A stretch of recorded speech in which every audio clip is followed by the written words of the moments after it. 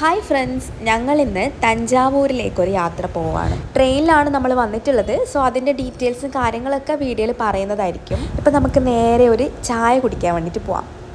Railway സ്റ്റേഷന് തൊട്ടടുത്ത് തന്നെ ആയിട്ടുള്ള ഒരു റെസ്റ്റോറൻറ്റിലാണ് ഞങ്ങൾ ബ്രേക്ക്ഫാസ്റ്റ് കഴിക്കാൻ വേണ്ടി വന്നിട്ടുള്ളത്. ഒരാൾ മസാല ദോശയും ബാക്കിയുള്ളവർ സാദാ ദോശയാണ് വാങ്ങിച്ചിട്ടുള്ളത്. പിന്നെ തമിഴ്നാട്ടിൽ വന്നു കഴിഞ്ഞാൽ ഇവിടുത്തെ ചായയും നല്ല ടേസ്റ്റാണല്ലോ, അപ്പം ചായയും കൂടെ പറഞ്ഞിട്ടുണ്ട്. അപ്പോൾ രാവിലെ നല്ല ദോശയും മസാല ദോശയൊക്കെ കഴിച്ചിട്ട് പോകാൻ വേണ്ടിയിട്ടുള്ള പരിപാടിയാണ്. ബ്രേക്ക്ഫാസ്റ്റ് കഴിച്ചിറങ്ങി ഇനിയിപ്പോൾ ഞങ്ങൾക്ക് മുല്ലപ്പൂ വാങ്ങിക്കണം എന്നൊരാഗ്രഹമുണ്ട്. മുല്ലപ്പൂവും കനകാംബരം, അരളിപ്പൂ ഇതൊക്കെ ഇവിടെയുണ്ട്. മുല്ലപ്പൂ തന്നെ വെറൈറ്റി മുല്ലപ്പൂക്കളുണ്ട്. തമിഴ്നാട്ടിൽ വന്നു കഴിഞ്ഞാൽ തലയിൽ പൂ വെക്കാണ്ടിരുന്നാൽ ആ ഒരു ഫീല് കംപ്ലീറ്റ് ആവില്ല.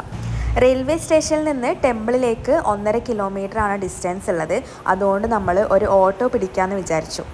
ഇവിടുത്തെ ഓട്ടോയിൽ ഇങ്ങനെ ഓപ്പോസിറ്റ് സൈഡ് ഇരിക്കാൻ വേണ്ടിയിട്ടുള്ള സ്പേസ് ഒക്കെ ഉണ്ട്.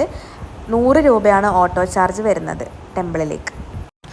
ഇതാണ് തഞ്ചാവൂർ മഹാകോവിൽ. ബൃഹദേശ്വര ടെമ്പിൾ എന്നാണ് ഈ അമ്പലത്തിൻ്റെ ശരിയായ പേര്. ചോള രാജവംശത്തിലെ രാജാവായ രാജരാജ ചോള 1003 AD കാലഘട്ടത്തിൽ നിർമ്മിച്ചിട്ടുള്ളതാണ് ഈ ഒരു ടെമ്പിൾ. ഇത്രയും വർഷത്തെ പഴക്കമുള്ള ഈ ഒരു ടെമ്പിൾ കണ്ടു കഴിഞ്ഞാൽ നമ്മൾ പലപ്പോഴും അത്ഭുതപ്പെട്ടു പോകും. ഈ ഒരു കാലഘട്ടത്തിൽ എങ്ങനെയാണ് ഇത്രയും നല്ല രീതിയിൽ ഈ ഒരു വലുപ്പത്തിൽ അതും ഇത്രയും ഹൈറ്റിലൊക്കെ ഇങ്ങനത്തെ കൊത്തുപണികളൊക്കെ എങ്ങനെയാണ് ചെയ്തിട്ടുള്ളത് എന്ന് ആലോചിച്ച് കഴിഞ്ഞാൽ നമ്മൾ ശരിക്കും വണ്ടറടിച്ചു പോകും.